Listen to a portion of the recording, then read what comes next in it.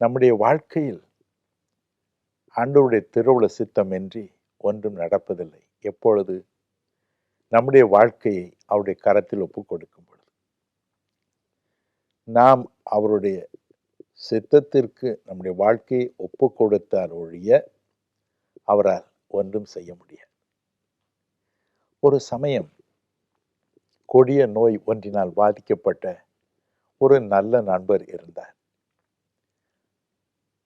அவர் அந்த நோயிலேயே இறுதியில் துடித்து இறக்கும் ஒரு சூழ்நிலை ஏற்பட்டது. காரணம் என்ன தெரியுமா?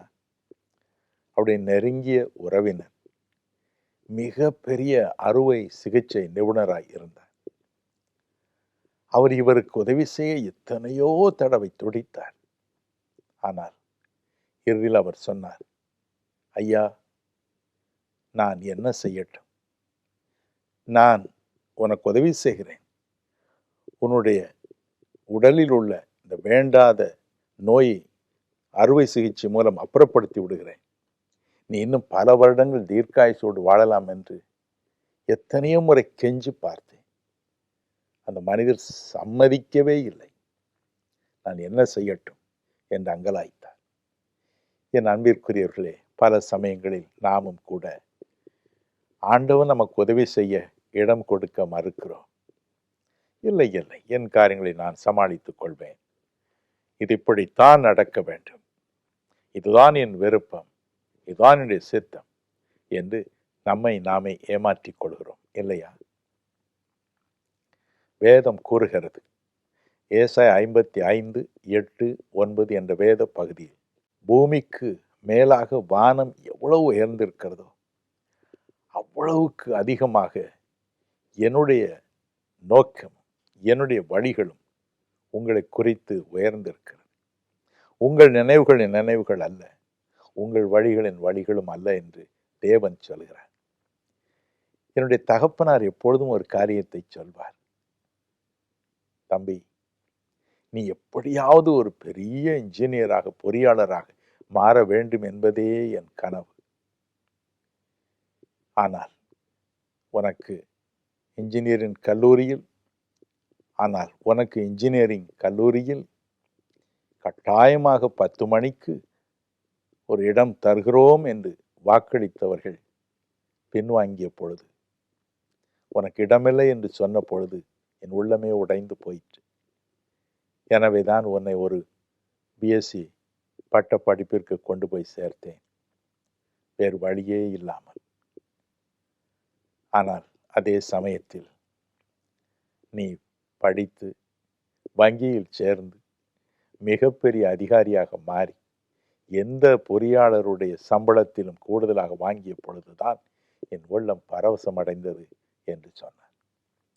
என் அன்பிற்குரியவர்களே, நானும் கூட என் உள்ளத்தில், ஐயோ, எனக்கு ஒரு இன்ஜினியரிங் கல்லூரியில் இடம் கிடைக்கவில்லை என்று புலம்பின நாட்கள் உண்டு. ஆனால் நான் ஒரு பட்டத்தை பெற்று வங்கி ஒன்றில் சேர்ந்த பிறகு அங்கிருந்த மக்கள் யாவரும் சொன்னால், நல்ல வேலை பிரதர், நல்ல வேலை கிடைத்தது என்று. நான் ஆண்டவருக்கு நன்றி செலுத்தினேன். அது கிடைக்காமற் போனால் பரவாயில்லை, இந்த வேலை கிடைத்ததே போதும் என்று என்னை நானே தேற்றிக் கொண்டேன், பரவசம் அடைந்தேன்.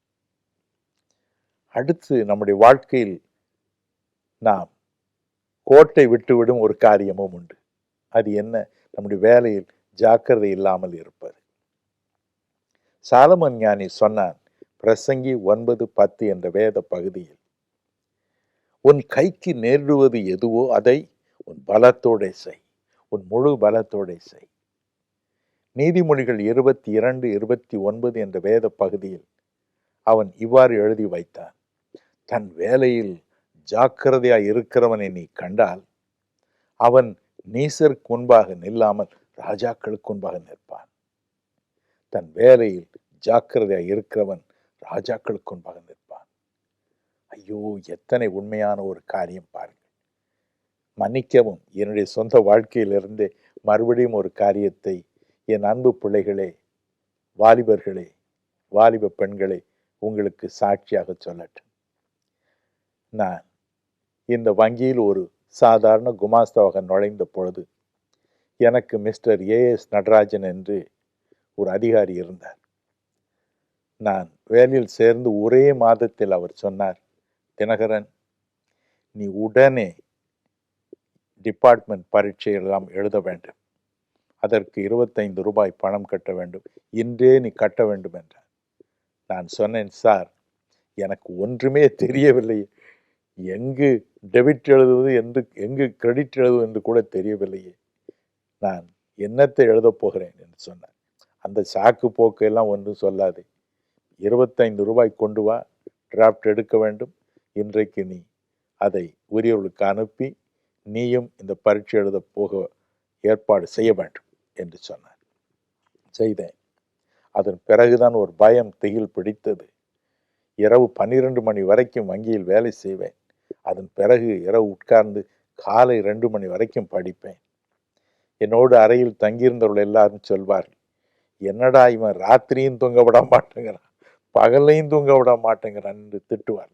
இவர் தான் நாளைக்கே பெரிய ஆபீசராக போறாரு, அதற்கு தான் இவ்வளவு பாடுபடுகிறார் என்று எப்பொழுதும் அழுத்து கொள்வார்கள்.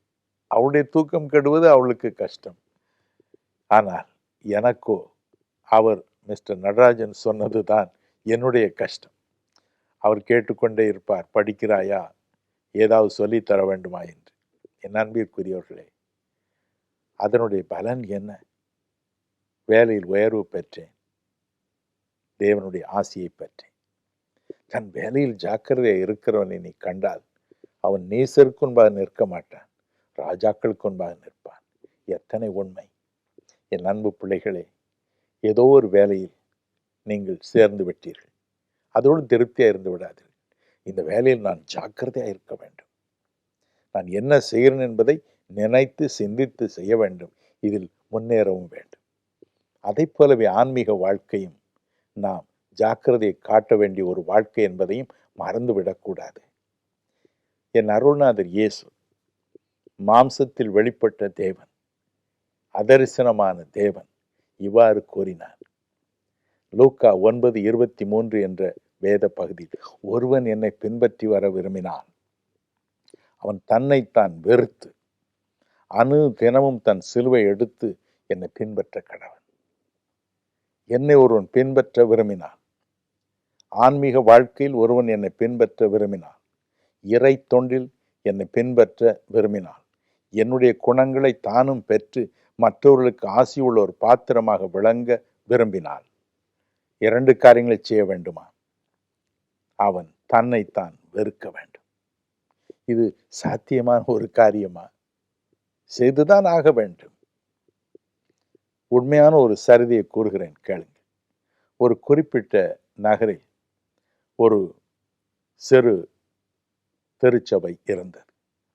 ஒரு நாள் அந்த போதகர் வெளியே நின்று கொண்டிருந்தார். ஒரு வாலிபன் குஷ்டரோகத்தினால் நிறைந்தவனாக போய்கொண்டிருந்தான். அவரை பார்த்து பிச்சை கேட்டான். தன்னிடம் இருந்த உணவை கொடுத்தார். தம்பி, உன்னுடைய குஷ்டரோகம் நீங்க ஒரே வழி ஆண்டவன் தான், உனக்காக நான் பிரார்த்தனை செய்யட்டும், இங்கே தங்கியிரு என்றார். அந்த ஆலயத்தின் ஒரு பகுதியில் அவன் தங்கி கொண்டான். அவனுக்காக கண்ணீரோடு பிரார்த்தனை செய்தார். அற்புதம் அதிசயமாய் அவன் சுகம் பெற்றான். நாட்கள் கடந்தன. அவருக்கு வலதுகரமாக அந்த வாலிபன் விளங்கினான். ஒரு நாள் அந்த போதகரை அணுகி அவன் சொன்ன ஒரு காரியம் அவரை தூக்கி வாரி போடச் செய்தது. ஒரு நாள் அதே போதகரை அணுகி அவன் கேட்ட காரியம் அவரை நடுங்க வைத்தது, திடுக்கிட வைத்தது. அது என்ன? அந்த ஆலயத்திற்கு வழிபாட்டிற்காக வரும் மிக மிக மிக செல்வந்தர் ஒருவருடைய மகளை தனக்கு திருமணம் செய்து வைக்கும்படி போதகரை வேண்டிக் கொண்டார். போதகர் சொன்னார், தம்பி, நீ யார், அவர்கள் யார்? ஏணி வைத்தாலும் அவருடைய அந்தஸ்தை நீ எட்டவே முடியாது. உனக்கு இறைவன் கொடுத்த சுகத்திற்காய் அவனுக்கு நன்றியாயிரு. ஏற்ற சமயத்தில் அவனே உனக்கு ஒரு வாழ்க்கை துணையும் கொடுப்பான், பொறுமையாயிரு என்று சொல்லி பார்த்தார். கேட்கவில்லை. தினமும் அவரை அப்பொழுது தொல்லைப்படுத்தி கொண்டே இருந்தார். ஒரு நாள் அவருக்கு கோபம் வந்தது. ஒரே ஒரு வார்த்தை தான் சொன்னார், தம்பி, நீ ஒரு காரியத்தை மறந்து விடாதே, நீ ஒரு பழைய குஷ்டரோகி என்பதை மறந்து விடாதே என்றார். அவ்வளவுதான் சொன்னார். அடுத்த நாள் அவனை விட்டு போயிருந்த அந்த குஷ்டரோகம் அதே வேகத்தோடு திரும்பி வந்தது. அவன் பழைய குஷ்டரோகியாகவே மாறிவிட்டான். எத்தனை பரிதாபம்!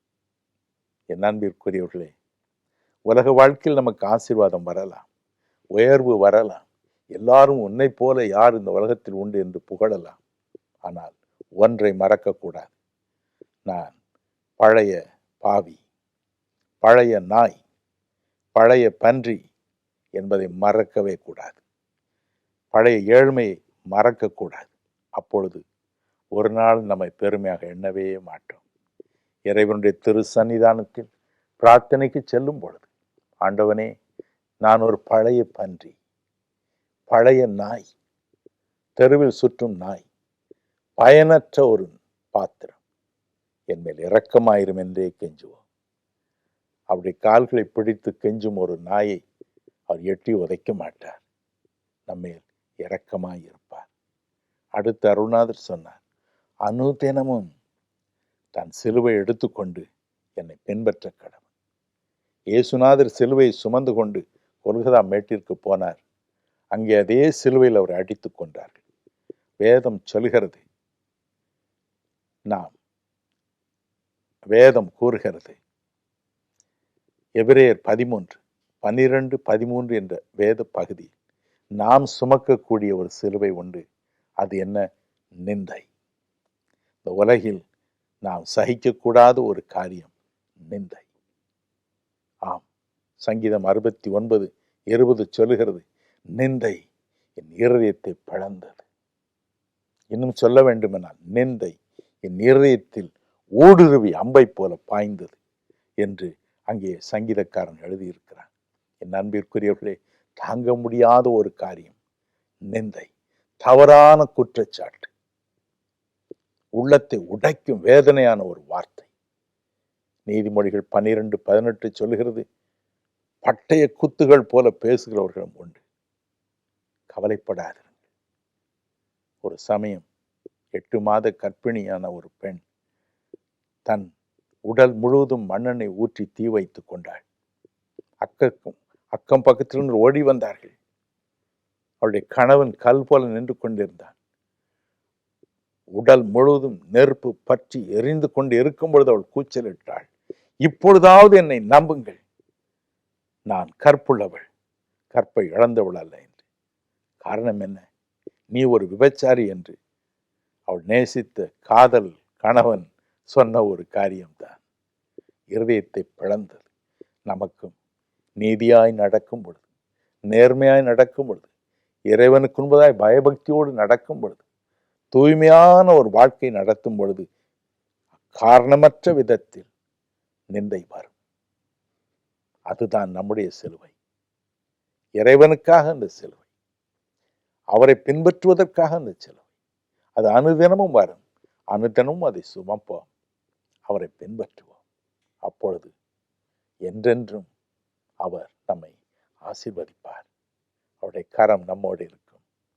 தன் வேலையில் ஜாக்கிரதையாக இருக்கிறவன் நீ கண்டால் ராஜாக்களுக்கு முன்பால் நிற்பான் என்று நினைத்து, தன் வேலையில் ஜாக்கிரதையாக இருக்கிறவன் நீ கண்டால் அவன் ராஜாக்களுக்கு முன்பால் நிற்பான் என்று நினைத்து, நாம் நம்முடைய ஆன்மீக வேலையிலும் ஜாக்கிரதையாக இருப்போம், உலக வேலையிலும் ஜாக்கிரதையாக இருப்போம்.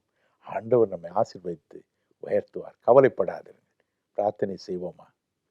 எங்கள் அன்பு தகப்பனே, நீர் அதரிசனமான தேவனுடைய தற்சுரூபம் என்று வேதம் சொல்கிறது. அவருடைய மகிமையின் சொரூபம் என்று வேதம் சொல்கிறது. அன்பே, தேவரீர், எங்கள் வாழ்க்கையும் அப்படி இருக்க கிருபைத்தார். நாங்கள் உம்மை போல இருக்க கிருபைத்தார். எங்களை ஒரு நாளும் பெரியவர்கள் என்று எண்ணாமல் முன்பதாக தாழ்த்தி, அப்பா, நான் ஒரு பழைய பாவி அக்கிரமக்காரன் என்று எண்ணி உமக்கு முன்பதாக நடுங்கி வாழ கிருபைத்தார். அதே சமயத்தில் ஒவ்வொரு நாளும் மற்றவர்கள் எங்களை திட்டும் பொழுது, உங்கள் பெயருக்கு இழுக்குண்டாக பேசும் பொழுது, மனம் நோக பேசும் பொழுது, நெந்தையை சுமந்து கொண்டு பின்னால் இன்னும் கூடுதல் பயபக்தியோடு தூய்மையோடு நடக்க கிருபைத்தார். என் தகப்பனே, இதில் சோர்ந்து போயிருக்கிற அந்த பிள்ளைகளை அணைத்துக் கொள்ளும், அவளை ஆறுதல் படுத்தும், அவளை தேறுதல் படுத்தும். எல்லா நிந்தைக்கும் பலன் உண்டு என்று சொல்லி அவளை உற்சாகப்படுத்தும், சந்தோஷப்படுத்தும். அவருடைய கண்ணீரையும் துடைத்தருளப்பா. என்ன வேதனைகளுக்காக, என்னென்ன காரியங்களுக்காக நிந்தை அனுபவிக்கிறார்களோ அவளெல்லாம் நீர் மாற்றி, தீமையை நன்மையாக மாற்றி, இழப்பை செழிப்பாக மாற்றி, துக்கத்தை சந்தோஷமாக மாற்றி, விருப்பத்தை நிறைவேற்றி அவளை பரவசப்படுத்தும். அப்பொழுது சந்தோஷமாக உமக்காய் நிந்தை அவள் சுமப்பார்கள். ஆசீர்வதி, ஒவ்வொருவரையும் ஆசீர்வதி, ஒவ்வொருவருக்கும் உடைய இரக்கத்தின் கிருபையின் தார். உமக்கு நன்றி. ஆமென். ஆண்டவர் அப்படியே உங்களை ஆசீர்வதி.